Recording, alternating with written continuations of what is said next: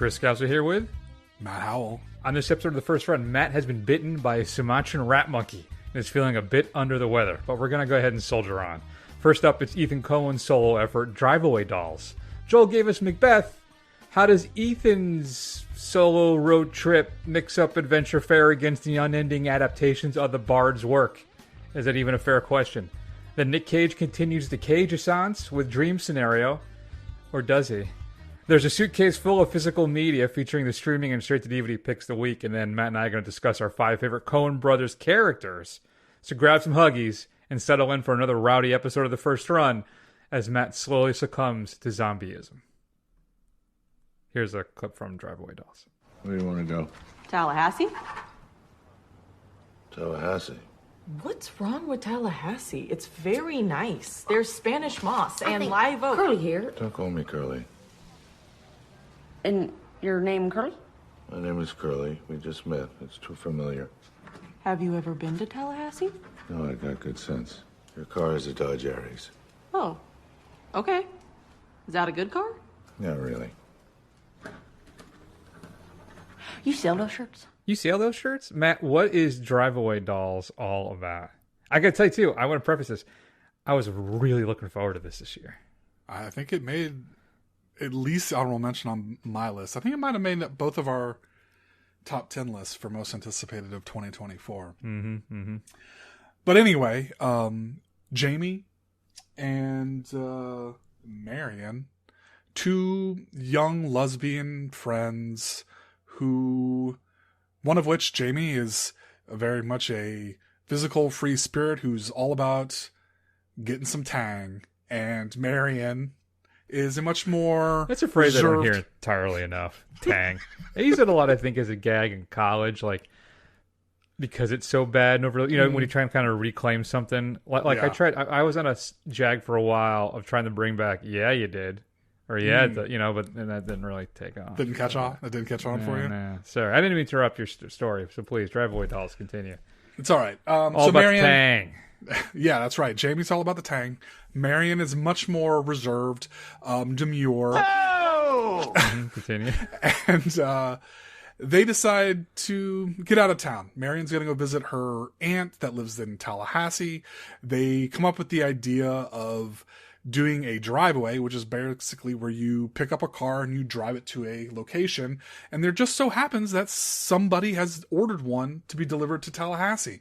Well, it turns out that there may be something in the trunk, and there may be some people after it that they run into some trouble about. All right. This is absolutely fascinating. So, Matt, Drive-Away Dolls. So, the brothers decided to break up for a bit, though they have supposedly, right? They're coming back together. They're going to work together again now in the future.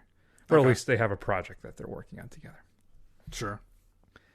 So, Joel does Macbeth, which is kind of the German minimalist version that's currently available on Apple Plus, which I think both of us really enjoyed. And that was really fascinating and interesting, I think, artistic experience. Ethan here is more trying to make a, I don't know, Matt, a road trip buddy kind of running afoul of the bad guys while trying to kind of, I don't know. It's a road trip movie, basically. But it's also very, very sex positive for the queer community. And I'm watching this thing. I mean, very positive. Very, very positive.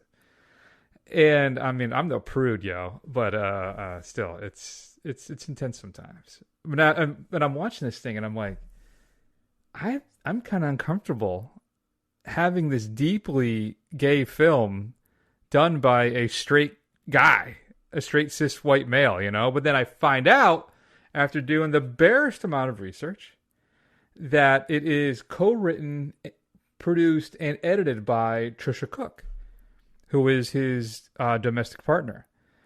So what happens, I guess, a few years ago, I don't know the time frame. I say a few years ago, I'm pulling it entirely out of my keister. What is my grandma? Your research stopped before you got to that part? Yeah, basically, yeah. I didn't nail down, or at least remember the time frame when this happened. Dupa, that was the word I was looking for. Very good. came out of my dupa. That she actually came out. She's actually a gay woman, and they still are together and co-parent, basically, in that capacity. Okay. And I feel much better now that Great. this film actually was written by a gay woman. And what I can feel, though, is I feel the Ethan's influence with the script. I almost feel like it's like punched up, right, to kind of fit that Coen Brothers delivery, that the thing that they do here. And in the end, the film for me is a disappointment. Mm-hmm. What about you?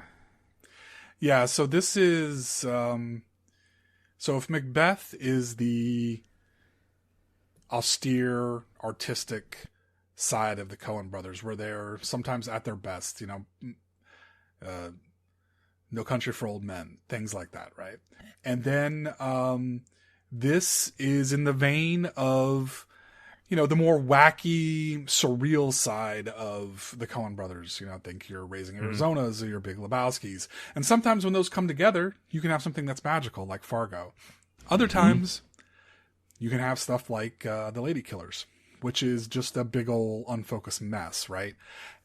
And I don't think it's that bad, but it misses the mark. It's not as clever as it thinks it is by half. It's a little too, I think, wordy, and the jokes don't necessarily land. And when you compare it to another pair of mismatched, unmatched lesbians that we had earlier or late last year, doesn't really hold a candle if you're talking about a lesbian buddy comedy. That's true. If you're like, Chris, what should I watch? I have a quota to fill as part of the woke progressive. Right, the ally side. You have, as an ally, you have to watch at least I have to one. check one off. Do you want? Right. Should I watch Bottoms or Driveway Dolls? It's Bottoms 7 days a week and twice on Sunday, obviously, for me. Yeah, it's the film. The problem is everything kind of feels forced to me, right? And it's also chaotic, and all at the same time, it's very like Gossamer Thin. It's very slight. Like I don't know. It lacks the depth of the traditional kind of Coen Brothers films, which again is not. It's not a Coen Brothers film, so I shouldn't hold it to that standard. I think that the cast certainly is all enjoying themselves while they're making this film. They're certainly winking at each other, maybe winking at us. But the problem is I never really felt in on the joke. Everything kind of just unfolding around me, but it's all feels so, I don't know, like I said, it feels forced, except for Beanie Feldstein. I like Beanie a lot. I think she, as the scorned former lover of Margaret Qualley's character, I think she was a lot of fun in this. I enjoyed her kicking lots of butt and being profane and all that stuff. And I like, too, how just kind of in your face it is as a film. But again, I think it's done much more successfully in Bottoms than it is here, unfortunately. Yeah. I mean, honestly, I'm not surprised. I mean, as much as I love the Coen Brothers films, and when they hit, they really hit. They do have some very uneven output. And, it's par for the course. I mean, they have taken some swings at some comedies, and that just didn't work. And that's okay. I mean, I can appreciate what Ethan is trying to do, but unfortunately, this is going to be a kind of oddity footnote in his filmography. Yeah, I think you're right about that. Like, there's this scene too. There's stuff that intercuts where this Miley Cyrus shows up, right? And these kind of psychedelic scenes, which are supposedly slowly filling us in on the core mystery of what's going on, what's in the case, what's in the Pulp Fiction glowing case type thing, right? But part of me felt like they were inserted there just so we can pop our runtime, so we can meet the cinematic minimum, right? Because this thing's like 82 minutes long, which 84. So, and it felt really long. Yes. It does not breeze along at all. And I will say, let's say something nice, Matt. I think it's got a good soundtrack. I think they do a really good job of selecting the songs for the film. But yeah, it's fine. I'm sitting at a C- for Drive-Away Dolls. Yeah, I think I'm going to give it a C- as well. I'm a little disappointed. It happens every year. At least one of our top 10 most anticipated always disappoints us horribly. Mm-hmm. Yeah, it certainly. You know what? I don't know if I'm trying to be more droppy. I want to be more droppy. I don't know why. We'll see if. Fair enough. Yeah. Okay. Fine. Driveway Dolls is currently in theaters. You can see it there. If you had a chance to see it, we'd love to hear your thoughts. Shoot us an email, feedback@thefirstrun.com. I like Qualley. I like Viswanathan. I think they're both really good. She was in Geraldine. She was in a movie Blockers, which I have not seen, which I hear is very funny. Which I want to catch up with still. And I've liked Margaret Qualley since she popped up. What was the first time I saw her? Was it Once Upon a Time in Hollywood? Maybe.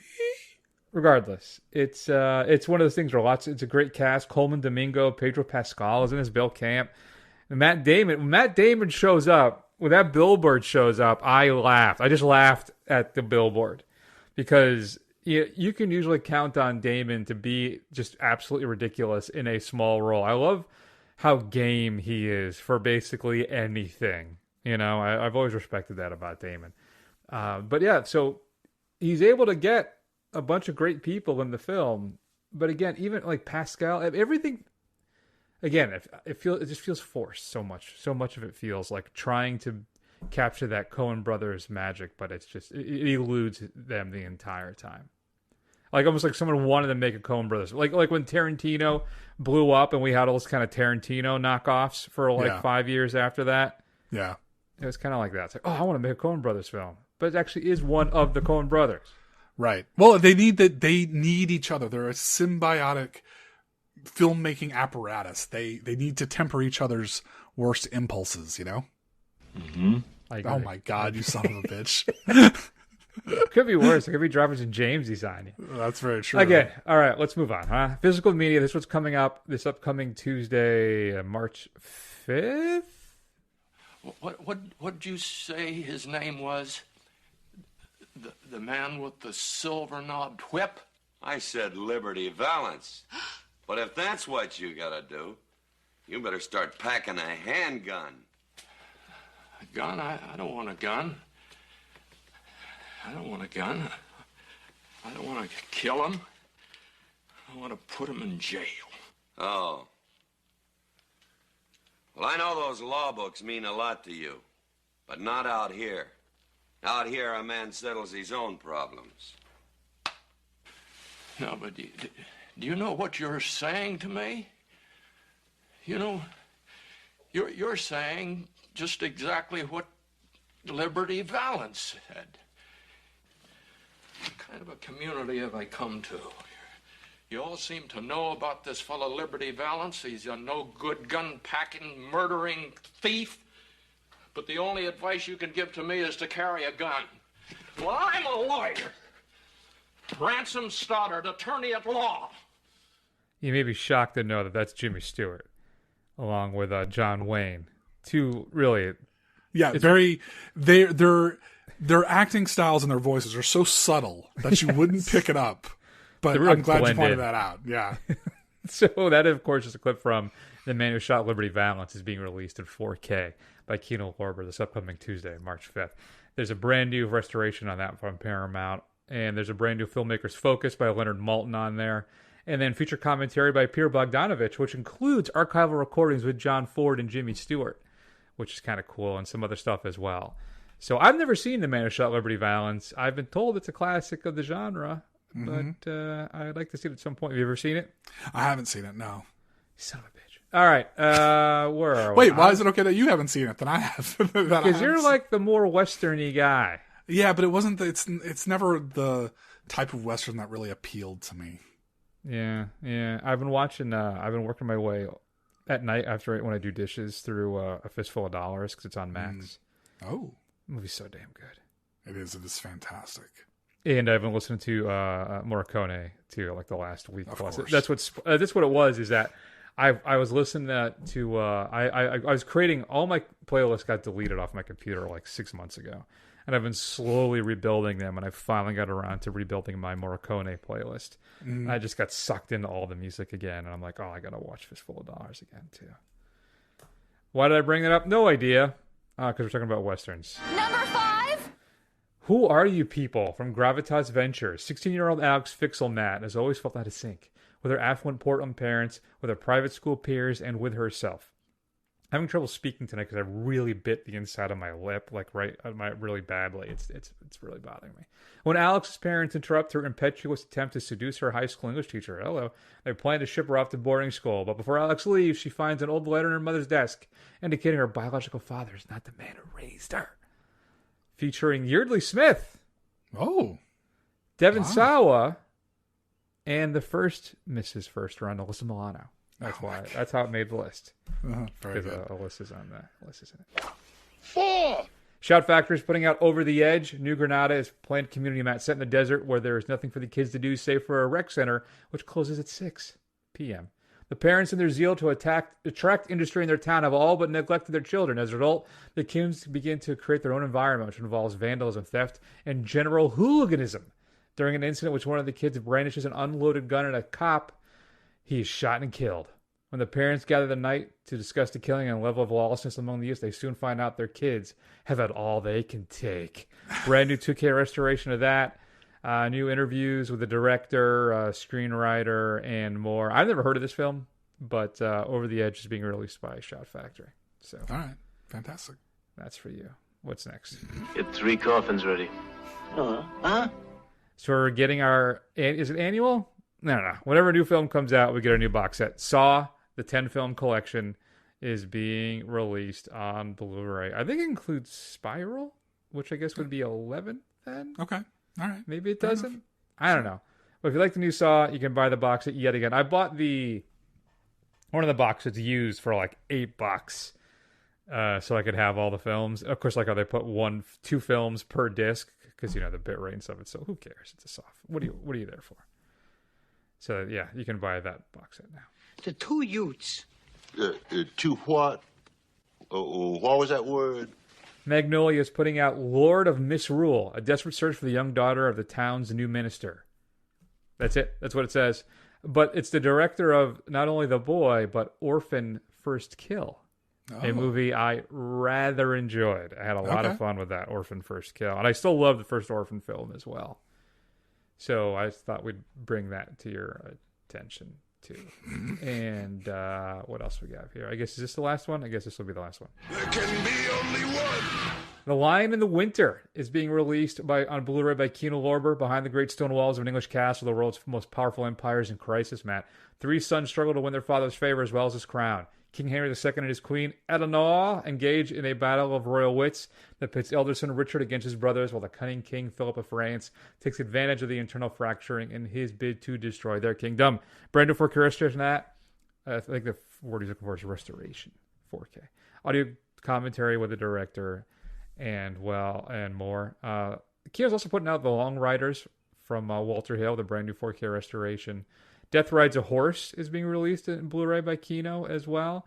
And then your 4Ks, we're going to go with the 355. You know that spy CIA team-up thing with like Jessica Chastain and Penelope Cruz and Bing Bing Fan and Diane Kruger and Lupita Nyong'o? Well, they're putting that out on 4K.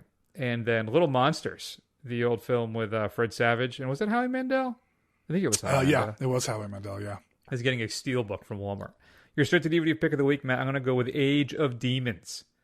A trio of sorceresses, I'm surprised I didn't trip up on that, are hell-bent on offering 100 human sacrifices in order to access Hades and bring forth the Age of Demons. They kidnap Mitch Feinstein, a satanic punk rocker with a unique psychic power, and force him to summon a demon monster who is let loose into the world to wreak mayhem and destruction. Mitch quickly enlists his goofy brother Don and his karate club compadres to do battle with the Coven's evil henchmen. In a final-ditch effort to save humanity, the brothers combine their powers to resurrect Don's mammoth Robogs-class project Cybertron, who flies to the rescue and challenges the demon head-to-head in a blood-soaked laser beam battle to the death. Sign me up for Age of Demons. Matt, what should we be streaming this week? Well, in preparation for the big movie coming up next week, Dune is now moved off of Max exclusively, and now it's available on Netflix if you're interested in catching up with that before the Volume 2 drops. Or, if you've already seen it and you want to watch something a little newer, Eli Roth's Thanksgiving is available on Netflix as well. So I heard two things. One, that if you have the ad plan for Netflix, the ad tier, you can't watch Thanksgiving. There are certain films that are not available on the ad tier. Interesting. I did not know that. Mm-hmm. And then there are also, too, supposedly, I saw on the Twitters today, that they're going to be raising their prices again soon. Yeah, I heard Disney's recently raised their prices on Disney and Hulu.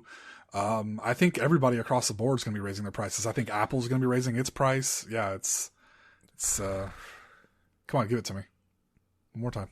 Mm-hmm. Yep. So I think that's what we're in for. I don't know I haven't reached the breaking point yet because they do it just enough where it's like, can I not afford another $1? I can, but I don't know. It's getting worse. I may start hopping.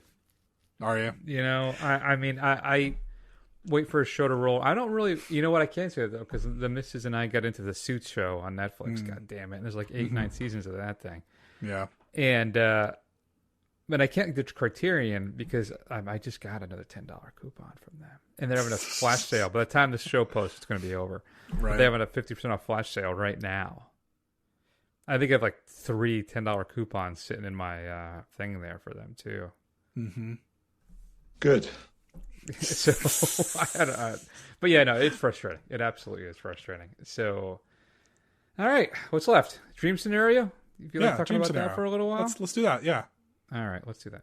Who's certain they've actually had a dream about me? Okay, let's explore this. This might get us somewhere interesting. Does anyone want to share the content of their dream? Yes, you? Well, I'm in this forest, wandering around, eating these strange mushrooms, and I'm in like a full tuxedo for some reason. And there's other people also dressed up, but they're all scared, like frozen in fear. And then I realize it's because of this really tall man running towards me.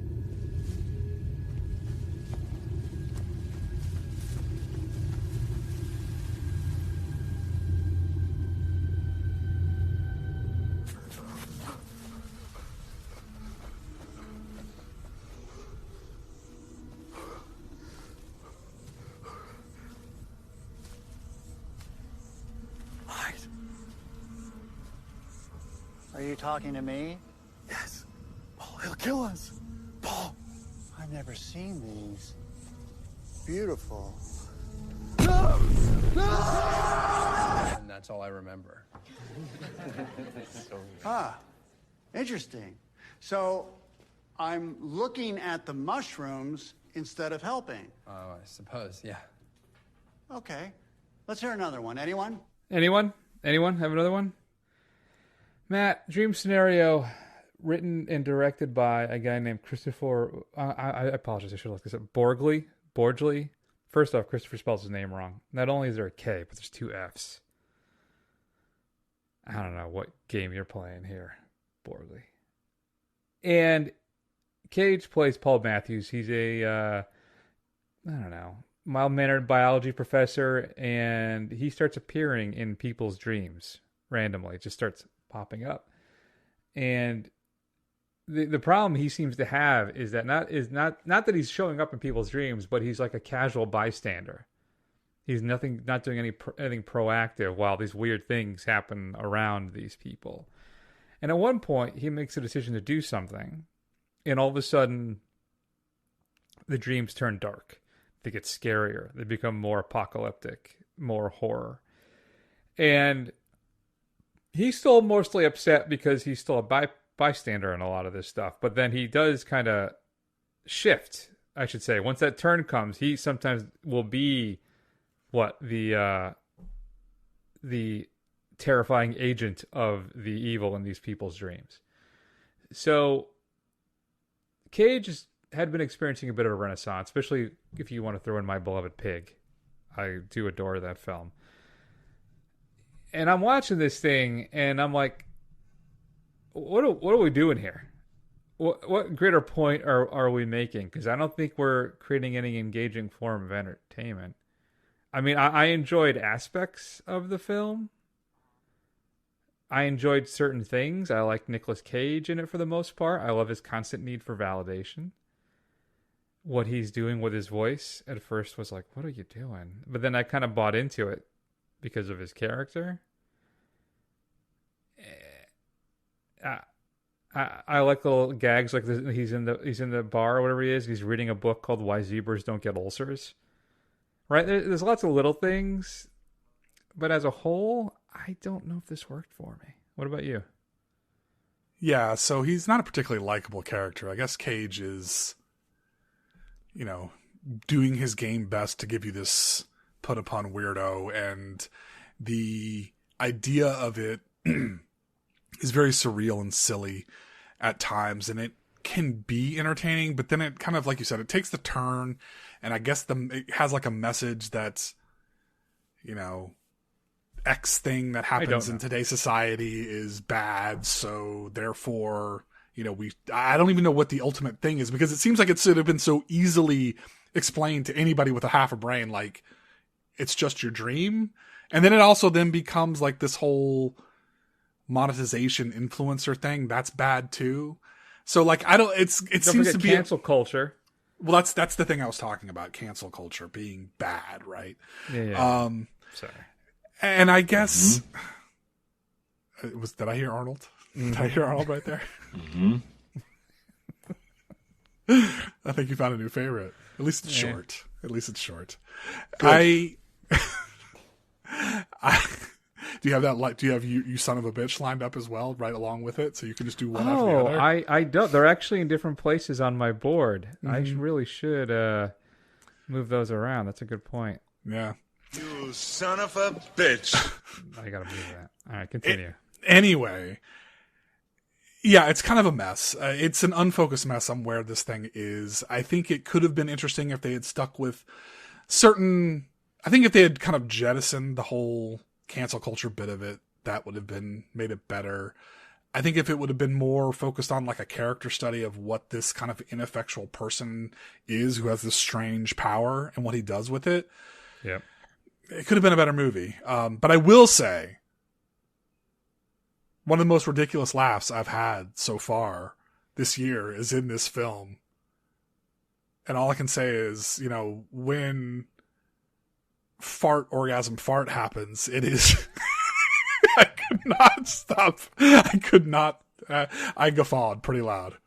It's weird because I think that he does an interesting thing balancing the transitions, the tonal transitions of how just the absurdism that the film is sometimes. Then when we shift to this dark comedy, to this horror, to the family drama, I think for the most part it works. But that particular scene was such a big comedy thing that it almost like let all the air out of the balloon for me. And then I'm like, what are we doing here? I don't understand what we're doing here. I don't know. It just felt like an artsy film. Somebody got really high and had an interesting idea. And I think it is an interesting idea. Yeah, it is an interesting idea. It's a little half-baked. It could have used a little bit more time. Yeah, and then just kind of, like you're saying, I think maybe we ran through with its first draft. And so we throw in some drama, throw in some comedy, throw in some horror. And I will say, if you want to see a weird movie that is probably twice as long, 3 times as long, but will scratch all these itches, I'll tell you, watch Beau is Afraid. It just seems that's more, I feel like, more competently done and more cohesive, even though it's weird and bizarre. But I don't know. I just didn't connect with this thing really much at all. I don't know. I have this one, Matt. It's funny. I have this at a C in my notes, and I think I'll maintain that because I did like the affect that Cage puts on himself. He's purposely annoying. His constant need for validation. all this stuff, and the crumbling relationship with his family. I enjoy the jokes about the alt-right and Joe Rogan. I always love a good Joe Rogan riff. Can't stand that guy. So I given it a C. Yeah, I'm gonna give it a C minus. There's, if you want to watch Cage being weird and good, decent films, or at least ones that are fun to watch, there's plenty out there. I mean, go watch Mandy, go watch Adaption. I mean, there's plenty to choose from. This is just a miss, and a career with lots of highs and many, many, many lows. This is for you. You're in my shirt! You're in my shirt! Perfection. That is just chef's kiss. Wonderful. Matt loves that one. So good. Okay, I gotta keep my hands off the giraffes. That's enough. I think we've had enough for tonight. All right. So I guess that's that. If you had a Tennessee Dream Scenario, you can rent that online. I think right now on most of your providers. Though I think it's going to be hitting one of the. I think HBO Max, like in a few weeks. The that's another thing to point out. Hello, the A24 deal with Max is live. So a lot of the A24, not all of it, but a ton of the A24 library is currently available on Max. Okay. Nice. So, it's one of the few smart things I think that they've done as of late. So I'm happy to see that. And Did you see where Zaslav got booed giving that a commencement address? Yeah. I didn't see it. I heard about it. He was heckled. Yeah, it's pretty good. That's good. I'm very happy about that. And I hope this means, too, that at some point they're probably different revenue streams, but that A24 will shift their digital copies away from Lionsgate, because Lionsgate does not participate with Movies Anywhere, which means it doesn't show up into my iTunes. It only goes through Vudu. And I'm not a Vudu guy because I'm not a Walmart guy. So that's that. Am I done complaining? Yes, I am. So let's wrap up the show, Matt, and share our 5 favorite Coen Brothers characters. Here's one that didn't quite make the list for me. I don't know if it's going to show up on Matt's list. I don't think so. Larry, I want to thank you for coming. It's so important we be able to discuss these things. I'm happy to come to Ember's side, but I'm thinking really maybe it's best to leave these discussions to the lawyers. Of course. Legal matters you let the lawyers discuss. You don't mix apples and oranges. I have begged you to see the lawyer. I told you I'm going Monday. Monday is timely. This is not... Please, Ember's is not the forum for legalities. You're so right. No, Judith and I wanted merely to discuss practicalities, living arrangements. After all, this is an issue where no one is at odds. Living arrangements? I think we all agree that the children not being contaminated with the tension, most important. We shouldn't put the kids in the middle of this, Larry. The kids aren't. I'm saying we. I'm not pointing fingers. No one is playing the blame game now. I didn't say anyone was. Well, let's not play he said, she said either. I wasn't. All right, look. Let's just take a step back and we can diffuse the situation. You know, Larry, sometimes I find that if I count to 10, 1, 2, 3, 4, or silently.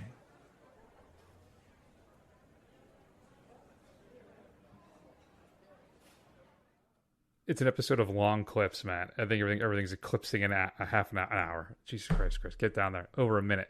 Usually try and do 30 seconds to a minute, but this is almost 130. Because that is a clip. I think you needed the full impact of Cy Abelman and Larry Gopnik from A Serious Man. Both honorable mentions for me. And Cy Abelman becoming a meme after the film for the in the nose people out there, the people who are cool. No, I guess I'm not in the know. I'm not down. I'm outside. Oh, I'm disappointed to hear that. So yeah, that's honorable mentions from me too. I think if I had to go between the two of them, I'd probably go Cy Abelman, but again, they're both on my list. All right, Matt, I'll go first. We'll give you the ultimate number one. I think I'm going to go with Oscar Isaacs as Llewyn Davis is my number 5. The struggling musician who is intersecting and going through and meeting all these people and kind of trying to figure his life out. Be a successful musician, butting heads with his former lover, played by Carey Mulligan as well, running into Bob Dylan at some point, right? And just basically living a life of disappointment and being ticked off that everybody doesn't recognize his genius. And I love Inside Llewyn Davis. I think it may have been my favorite film that year it came out. So, but I've always really, I've enjoyed that film, and I love that performance by Isaacs. And I love how the Coen brothers shoot that film, where there's almost like an inky kind of, I don't know how to describe it.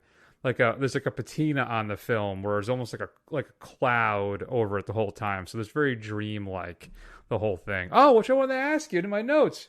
Is Dream Scenario a dream? Is the whole film a dream? I'm going to say no. All right. Well, the director said it is. It could be. It could be. Yeah. There's a whole thing about how, I guess, in your dreams, you can't turn off lights. Oh, okay. And there's the scene when Cage goes to stay at Tim Meadows' house, and he can't turn the light off. No matter how hard he tries. Interesting. So, well, that's it's supposedly deep, the tell. It's Again, deep, bro. Yeah, exactly. Yeah. So you can go ahead and cut that out and edit it into the prior segment. No, I'm Thanks. I look forward to doing that. Yes, thank you. Leave it at that's fine. That's fine. So Llewyn Davis, number 5. What do you got? All right. Well, so better be on your goddamn list. No. It's funny. All my favorite Coen movies are their more serious ones, but when I was thinking about their characters, their comedic characters are the ones that stand out to me. So for the most part, so I'm going to go with Chad Feldheimer, which is played by Brad Pitt in The Uneven Burn After Reading, where he plays a ridiculous himbo who's way out of his depth. And it's just Brad Pitt getting the chance to give a comedic performance, and just kind of the absurdity of it is a lot of fun. And of course, his shocking exit from the film is something that is a drop for the Coens that is very memorable from that film. No, it's a good one. That is an exceptional one, bro. So, yeah, no, it's one of the best things about that film, actually, is Brad Pitt in that movie. So that's a good pick. He's an honorable mention for me. I'm going to go with, I've been really struggling with this because there's so many great characters, but I think I got to go with Tom Regan in Miller's Crossing as my 4, played by Gabriel Byrne. He's a right-hand man for an Irish mobster. And he basically, there's a mob war that sets off, and he is basically moving in and out and manipulating things to slowly potentially try and take out of all his rivals. And then, whatever happens. But there's got that classic scene in the woods with John Turturro, right? It's on the poster. Now, I haven't bought the Criterion one because remember, folks, the Criterion one is edited. The Coen brothers actually changed some of the stuff in the film for the Criterion release. So, but I just love how wily and clever and charming that Byrne is throughout that entire film. So Tom Regan's my 4. All right. Well, my number 4 is Walter Sobchak, played by John Goodman in The Big Lebowski. He is the loud, obnoxious, boorish friend of the dude and Donnie. Very overpowering, bullies his friends, is violent, is a crazy person, and debatably a veteran. And he just drops all kinds of bon mots throughout the entire thing. Just John Goodman just basically yelling his way through it, giving you a glimpse of what conspiracy theory nuts were like before the advent of the internet and they could talk to each other. Well, that's it. This is the foundation for what we're going through today, and he does it beautifully. Yeah, Goodman is great in a lot of the Coen brothers film. I really love him as well in Barton Fink, and he shows up in he's in Llewyn Davis as well. But yeah, he's always great. My number 3 then. Here's where we get into layup stuff territory here for me, and it's gonna be it's the dude. It's Sobchak was on my list for a while as well, but I don't know. I think Bridges, his Lebowski is one of the. It's like one of those classic characters. It's a pitch perfect performance.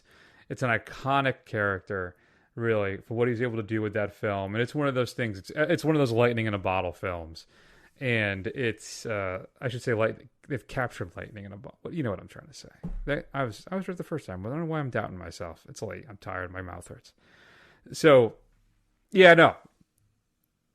Bridges as the dude. I mean, if it's not in your top 5 Coen Brothers characters, I don't know what the hell you're talking about. So, looking at my list here, I'm wondering. There's a chance we might have the same top 3. A chance. Maybe not this next one. Maybe not this next one. We'll see. All right, so my number 3 then. Speaking of the uneven great actor of our time, Nic Cage, my number 3 is H.I. Ha McDonough from Raising Arizona, a film that never gets old as a bumbling, low-level, small-time crook and ex-con who marries a policewoman, and despite all their efforts, they cannot have a child. So he decides that the best way to do this, to solve that problem, is to go kidnap one. And just the kind of comedy of errors that ensues as he continues to dig him. He and Ed continue to dig themselves deeper and deeper into their situation. And he's a participant in one of the great chases of all time, as far as the scene of him robbing, that starts with him robbing the convenience store, is just chef's kiss. Wonderful. Yeah. Take out, what is it? The Huggies. Yeah. He's an honorable mention for me. He actually was in my top 5 at one point, but I pulled him out. I don't know, just other things I enjoy, other performances I enjoy more, including my number 2, which is Javier Bardem as Anton Chigurh in No Country for Old Men. One of the most terrifying villains I've seen in the past, 25 years or so, whenever that thing came out. Was that 2007? 2007. So, Matt, but there's a big shootout in the Texas, in the desert there, and Glenn Moss, played by, what's his name there? Josh Brolin comes across the money, takes off. The cartels hire Chigurh to track down the money and get it back, and he's then stalking him and his loved ones and everybody until he can complete his mission. One of my favorite things about this film is how violent it starts, and as the film progresses, you get less and less on-screen violence, even though it's all just as terrifying. With that bowl cut and those dead black eyes of Javier Bardem, just terrifying stuff. So he's my number 2. Yeah, he's my number 2 as well. No Country for Old Men is one of my favorite movies ever. It's one of those films that I can just watch over and over again and never get tired of it. And Javier Bardem as this kind of force of nature. I hesitate to even call him evil, because he just is. Yeah. He just kind of goes through and does what he does, and if you're in the way, then so be it. His Anton Chigurh is just fantastic. It is. And granted, I guess it could be argued that, Cormac McCarthy, as the original writer of the book, created the character, but I think Bardem and the Coens really bring it to life. That's a fair point. Man, it's one of those things that's stuck into my head when he's strangling that guy at the gas station. Was it? No, he's strangling the cop who arrested him. That's right. Yeah. And just the black scuff marks from his heels on the floor. It's brilliant and terrifying. So, yeah. So then my number 1 then. Oh, do we have the same number 1? No, it's not possible. Go ahead. Okay. I know you. We know what yours is then. So then mine is Marge. It's Marge Gunderson. It's Frances McDormand from Fargo. The cops set out to figure out what the hell's going on with the foul. I haven't watched this movie in so damn long. I can't remember how Marge gets involved in the case. Well, she's a cop, and basically they find a dead trooper car, right? And that's it. There's a dead trooper, and there's got dealer plates on it, and that's how she kind of gets involved with it. Okay, thank you.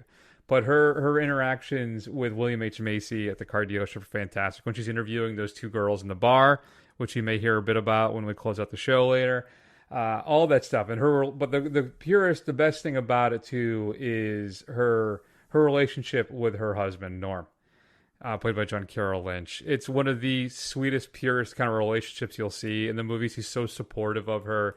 And it's great, but she's also ready to kick some butt if she needs to as well. When she comes up on that wood chipper, dear God, some crazy stuff. So, but just a great, subtle, yet big performance by Frances McDormand, and that's why Marge is my one.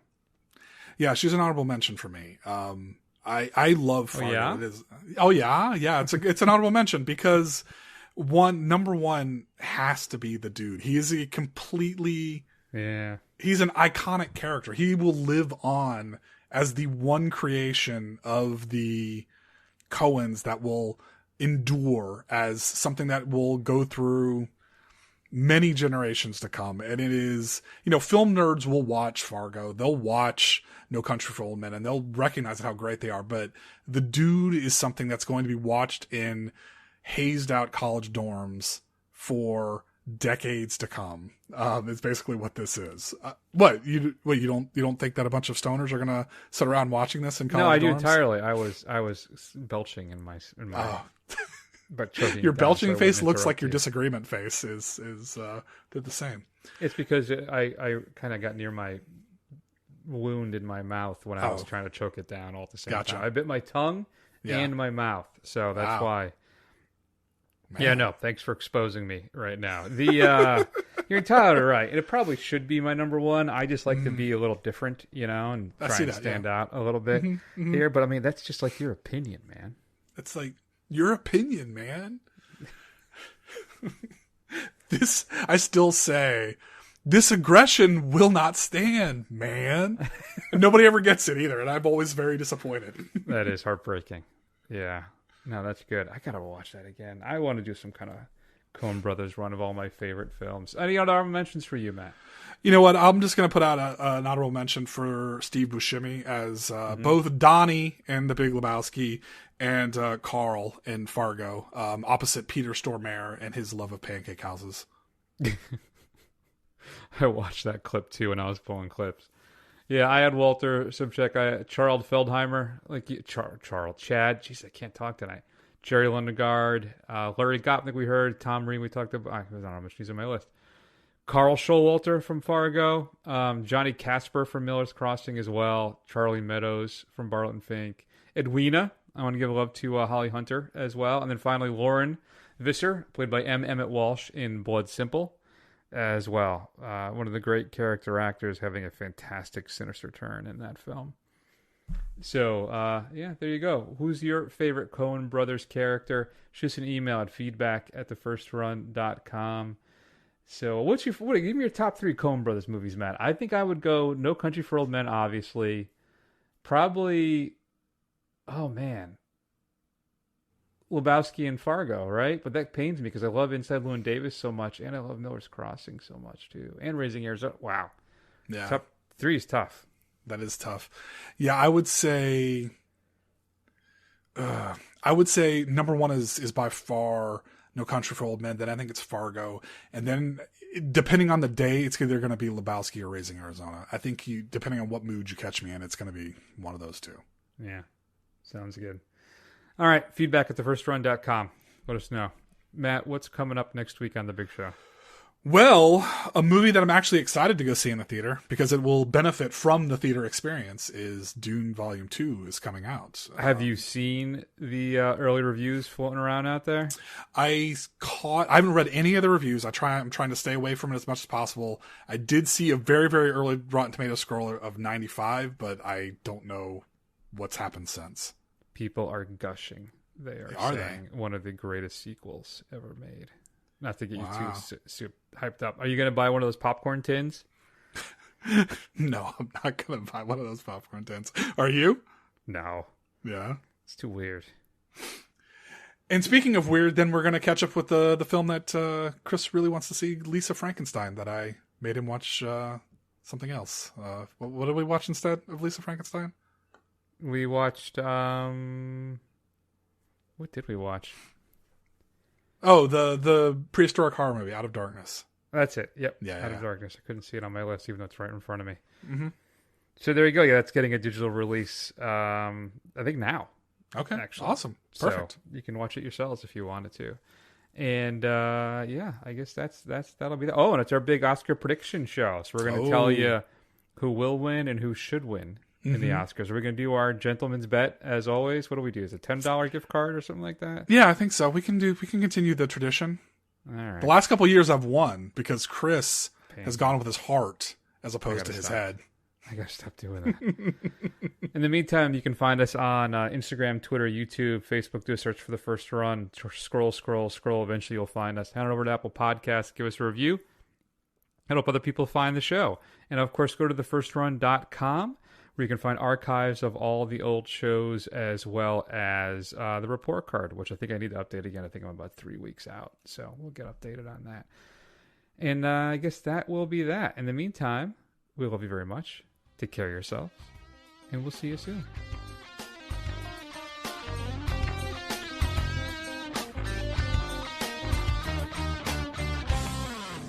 Okay.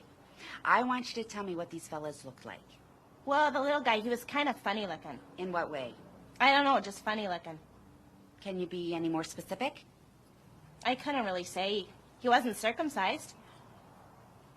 Was he funny looking apart from that? Yeah.